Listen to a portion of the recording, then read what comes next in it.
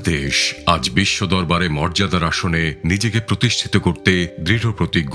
এই অগ্রযাত্রার শিকড় আমাদের ভাষা, সংস্কৃতি ও জাতিসত্তা প্রতিষ্ঠার দীর্ঘ সংগ্রামে। একটি রক্তক্ষয়ী যুদ্ধের মধ্য দিয়ে জন্ম নেয় স্বাধীন ও সার্বভৌম বাংলাদেশ।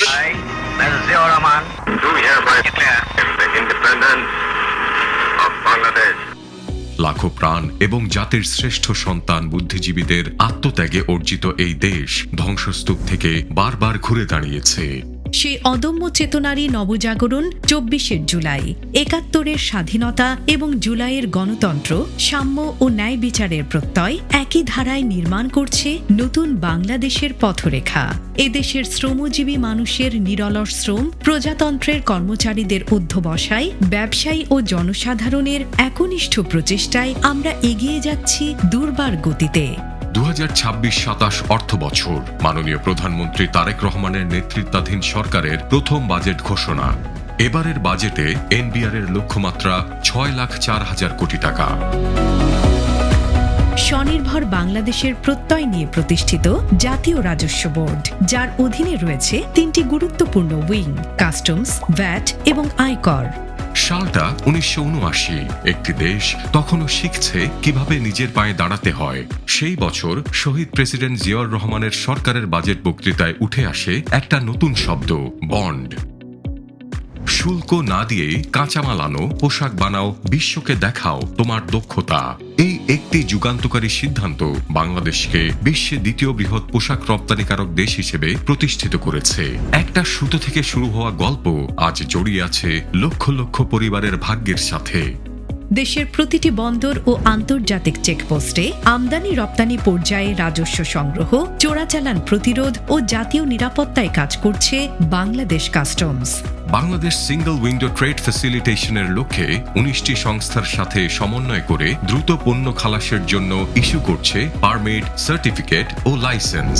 কাস্টমসের অটোমেশনের যাত্রা ১৯৯৩ সালে, যার মাধ্যমে বর্তমানে ৮৭% পণ্য চালানের শুল্কায়ন প্রক্রিয়া একদিনের মধ্যে সম্পন্ন করা সম্ভব হচ্ছে। ১৯৯১ সাল, বাংলাদেশ কেবল স্বৈরতন্ত্র থেকে গণতন্ত্রে ফিরেছে। সেই বছরই দেশের প্রথম নারী প্রধানমন্ত্রী বেগম খালেদা জিয়ার সরকার নিয়ে আসেন একটা নতুন ব্যবস্থা, মূল্য সংযোজন কর, যাকে আমরা জানি ভ্যাট নামে। আজ ভ্যাট সরকারের আয়ের সবচেয়ে বড় উৎস। ২০২৫-২৬ অর্থ বছরে ভ্যাট আহরণ করা হয়েছে ১,৫৭,০০০ কোটি টাকারও বেশি। আর এখন তো ঘরে বসেই অনলাইনে একজন ব্যবসায়ী তার ভ্যাট রেজিস্ট্রেশন ও রিটার্ন জমা দিতে পারেন। সাম্যতা ভিত্তিক আত্মনির্ভর বাংলাদেশ বিনির্মাণে আয়কর আজ রাষ্ট্রের আর্থিক সক্ষমতার গুরুত্বপূর্ণ স্তম্ভ। স্বাধীনতার ৫ দশকেরও বেশি সময় পর ২০২৫-২৬ অর্থ বছরে আয়কর খাতে রাজস্ব আয় দাঁড়িয়েছে ১,৪৫,৬২১ কোটি টাকা। একই সঙ্গে আয়কর সেবায় ঘটেছে উল্লেখযোগ্য ডিজিটাল রূপান্তর। এখন অনলাইনে সহজেই করা যাচ্ছে ইটিআইএন নিবন্ধন। এরই ধারাবাহিকতায় বর্তমানে দেশে ইটিআইএনধারী ব্যক্তির সংখ্যা ১,৩২,০০,০০০ ছাড়িয়েছে। ই রিটার্ন ব্যবস্থার মাধ্যমে করদাতারা এখন ঘরে বসেই তাদের আয়কর রিটার্ন দাখিল করতে পারছেন। অনলাইনে কর পরিশোধের পাশাপাশি তাৎক্ষণিকভাবে রিটার্ন দাখিলের প্রাপ্তি স্বীকারপত্র ও আয়কর সনদও সংগ্রহ করা যাচ্ছে। এই ডিজিটাল সেবার ফলে ২০২৫-২৬ কর বর্ষে স্বাভাবিক ব্যক্তি শ্রেণীর অনলাইন রিটার্নের সংখ্যা প্রায় ৪৭,৫০,০০০-এ পৌঁছেছে। এছাড়া ইটিডিএস ব্যবস্থার মাধ্যমে উৎস কর কর্তনকারী কর্তৃপক্ষ এখন উৎসে কর কর্তন, সংগ্রহ ও রিটার্ন দাখিল করতে পারছেন। এই ডিজিটাল সেবা শুধু জাতীয় রাজস্ব বোর্ডের নিজস্ব প্ল্যাটফর্মেই সীমাবদ্ধ নয়, সরকারের বিভিন্ন সংস্থার পোর্টালের সঙ্গেও যুক্ত হয়েছে জাতীয় রাজস্ব বোর্ডের ডিজিটাল সংযোগ। এছাড়া ব্যক্তি হস্তক্ষেপ কমিয়ে স্বচ্ছতা ও নিরপেক্ষতা বাড়ানোর লক্ষ্যে ঝুঁকিভিত্তিক স্বয়ংক্রিয় নির্বাচন ব্যবস্থায় আয়কর ও ভ্যাট রিটার্ন অডিটের জন্য নির্বাচন করা হচ্ছে। ২০০৪ সালে গঠন করা হয় সেন্ট্রাল ইন্টেলিজেন্স সেল বা সিআইসি, যা কর ও শুল্ক ফাঁকি অনুসন্ধান করে রাজস্ব আহরণে সৃষ্টি করেছে নতুন গতি। জাতীয় রাজস্ব বোর্ডের প্রতি ১০০ টাকা রাজস্ব আহরণে সরকারের ব্যয় মাত্র ২১ পয়সা, যেখানে আঞ্চলিক দেশ ভারত ও পাকিস্তানে ব্যয় যথাক্রমে ৬০ ও ৬৩ পয়সা। এত এত সীমিত ব্যয় ও অপ্রতুল লজিস্টিক সাপোর্ট দিয়ে অভ্যন্তরীণ রাজস্ব আহরণের এমন নজির বিশ্বে বিরল।